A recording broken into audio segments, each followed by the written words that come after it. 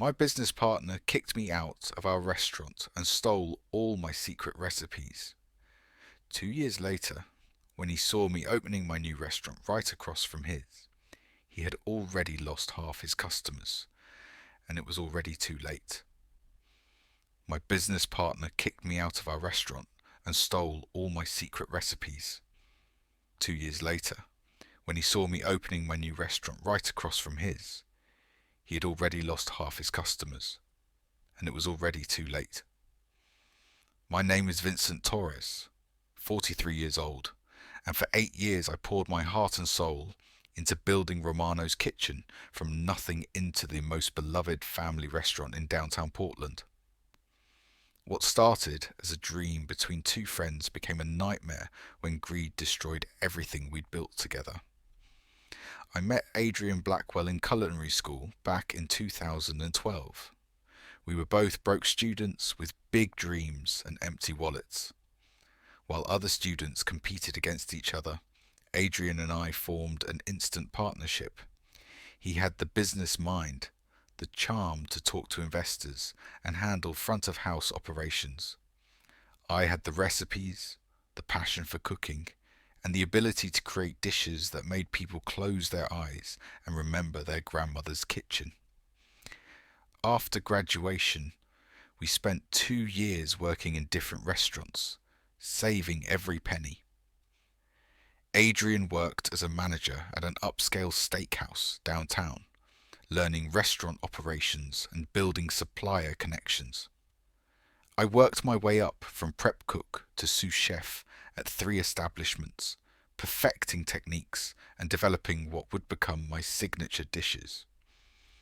In 2014, we pooled our savings, $28,000 between us, and found a small space in the Arts District.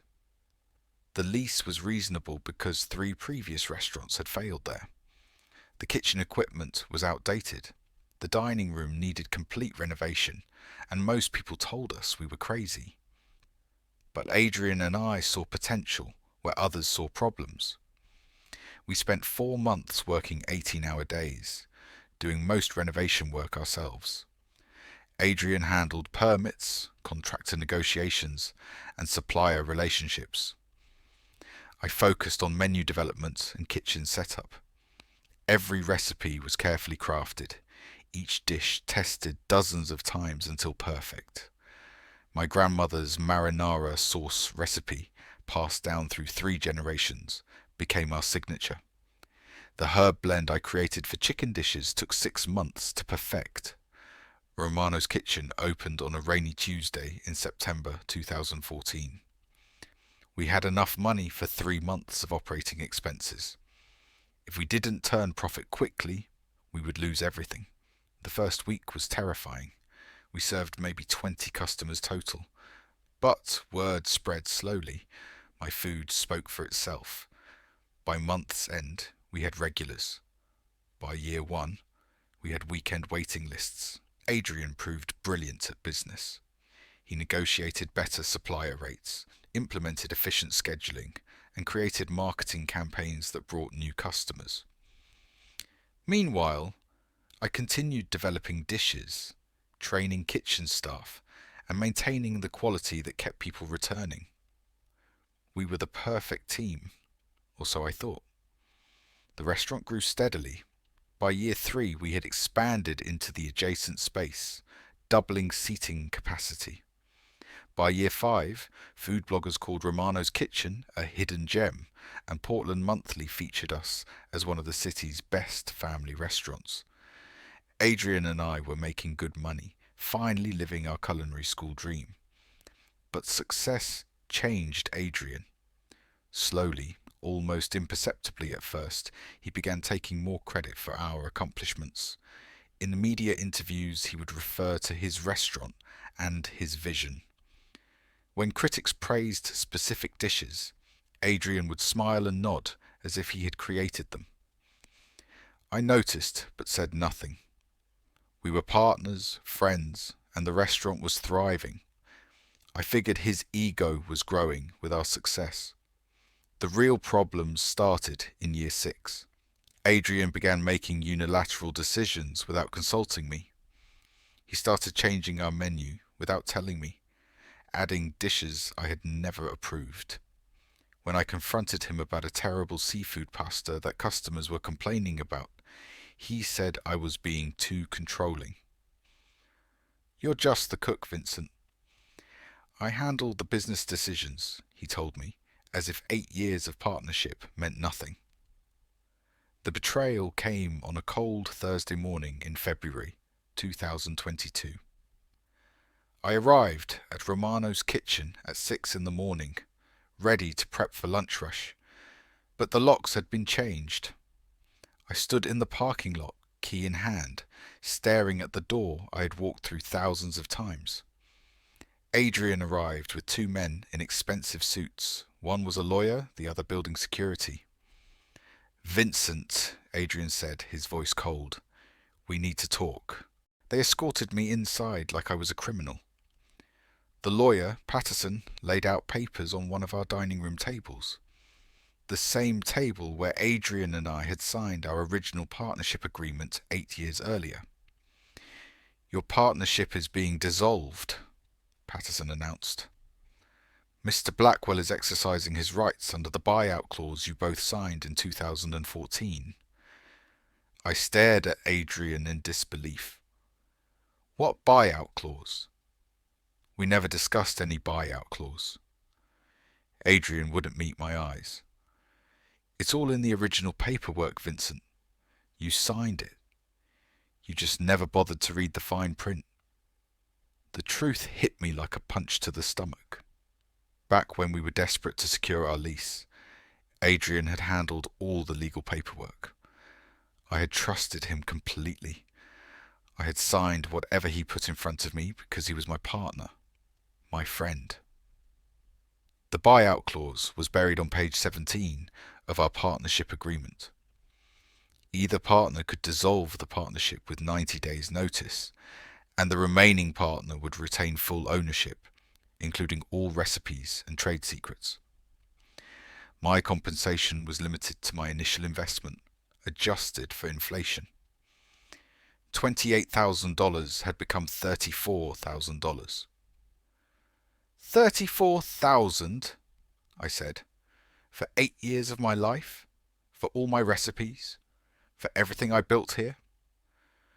"The recipes belong to Romano's kitchen," Patterson explained. "Since Mr. Blackwell will be the sole owner, the recipes belong to him." I looked around the dining room, the warm lighting I had chosen, the family photos from our regular customers, the open kitchen design that let people watch me cook. Everything that made Romano's kitchen special had come from my vision, my grandmother's recipes passed down through generations. "You can't do this," I said to Adrian. "Those recipes are mine, my family's." Adrian finally looked at me, and I saw a stranger. "They're not stolen, Vincent. They belong to the restaurant, and I am the restaurant now."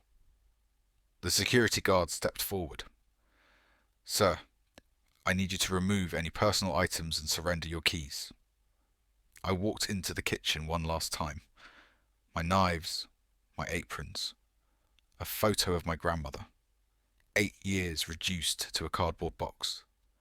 As I packed, I could hear Adrian in the dining room, making phone calls about hiring a new head chef. "Yes, I need someone who can replicate our existing menu," he was saying. "All the recipes are documented." That's when the real anger hit me. Not just anger at Adrian's betrayal, but anger at myself for being so naive. But as I walked out of that restaurant, something else began growing inside me, alongside the anger.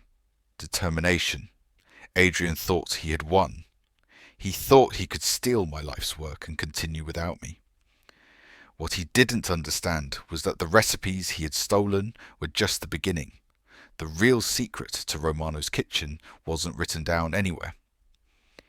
Over the next few weeks, I watched from a distance as Romano's kitchen struggled under Adrian's sole management. The new chef he hired couldn't replicate my dishes properly. Customer reviews started complaining about declining food quality.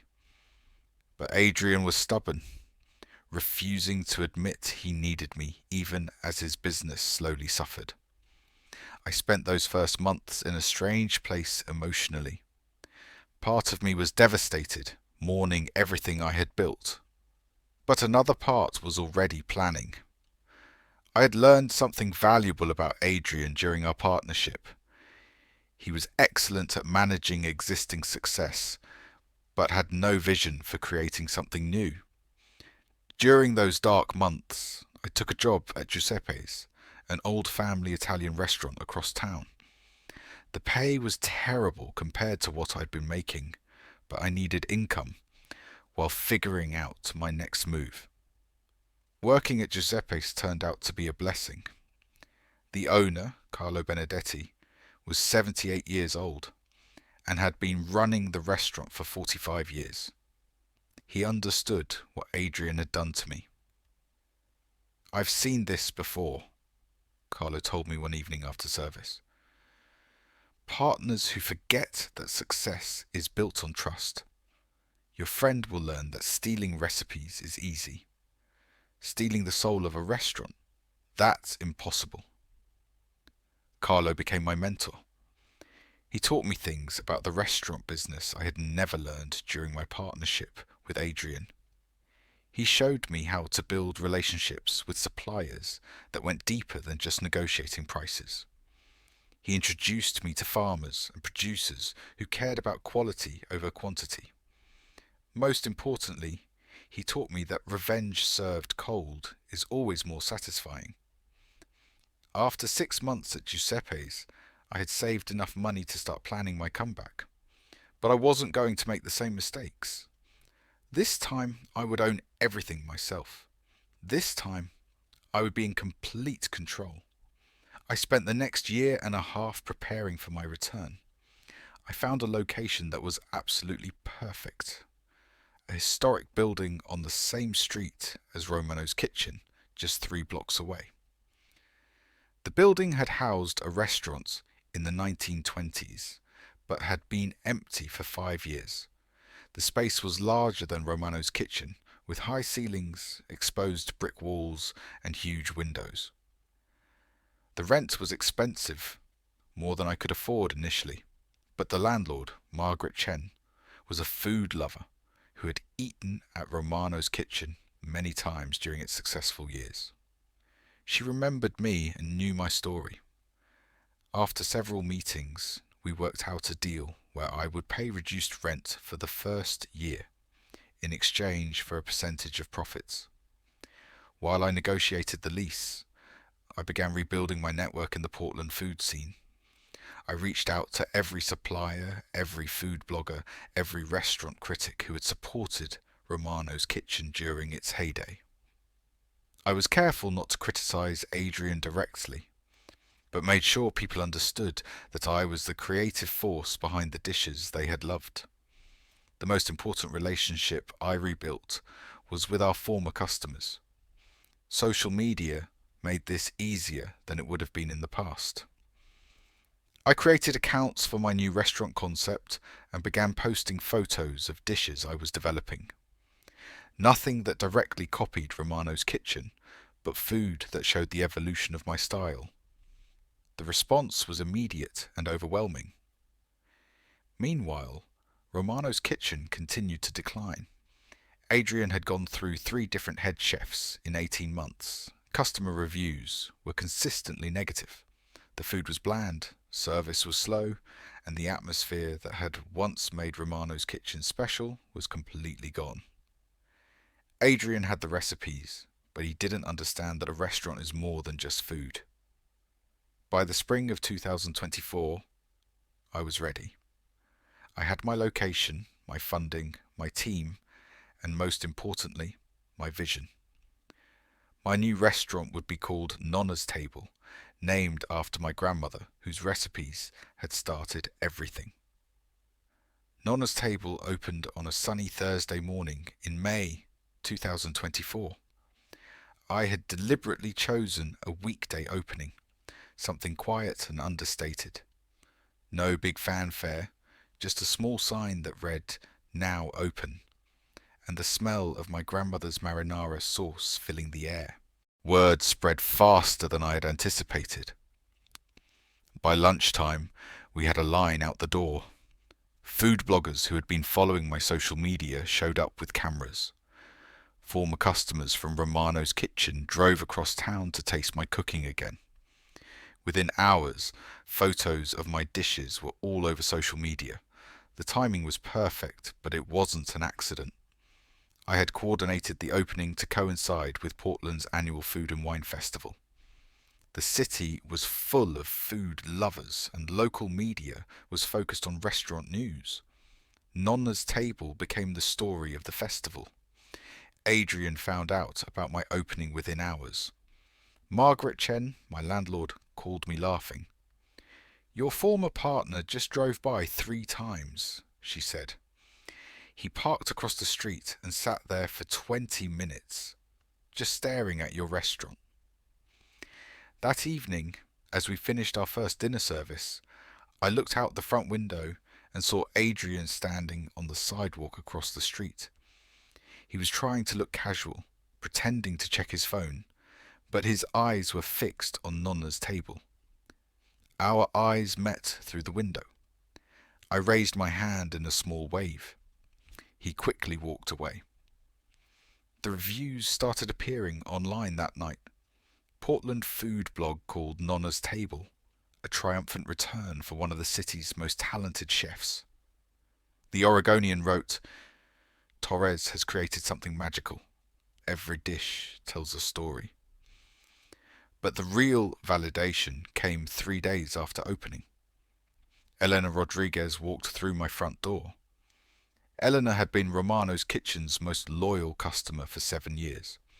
When Adrian forced me out, she had stopped coming to Romano's Kitchen entirely.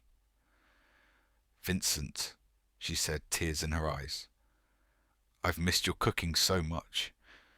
We tried going back to Romano's Kitchen after you left, but wasn't the same. It wasn't home anymore." That's when I knew I had won.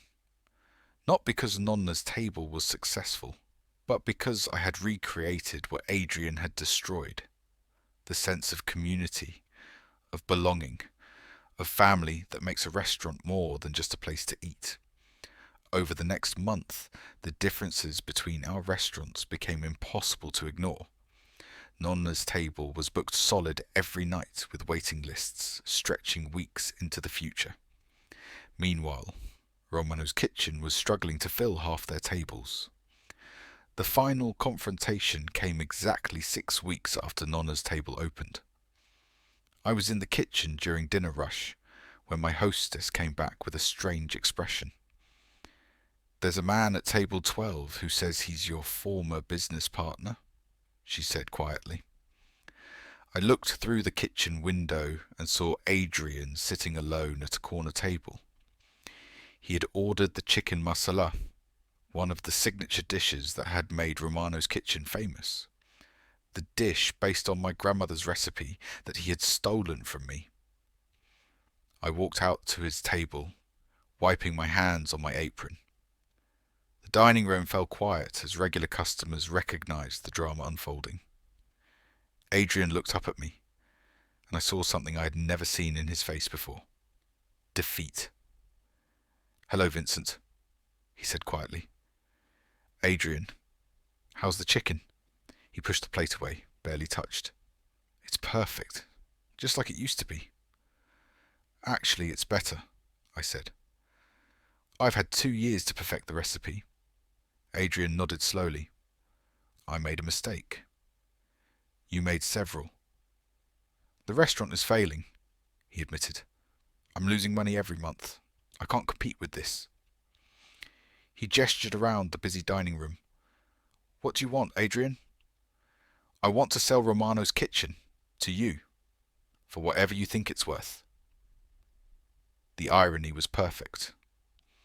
2 years earlier, Adrian had forced me out with a $34,000 buyout.